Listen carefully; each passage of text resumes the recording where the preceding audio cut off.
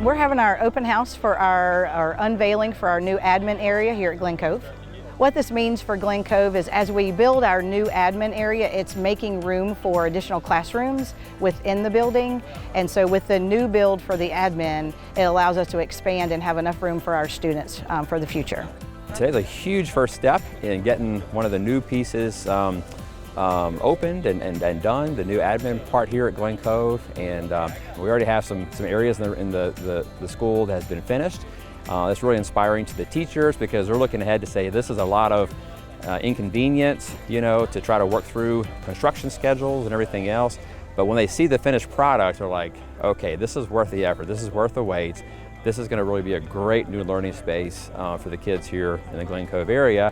We appreciate everybody that showed up today, from our partnership with Branch, RVTV, as well as our school board and our central office staff, and just as much as anyone else, our staff and our teachers that were here today to make this happen.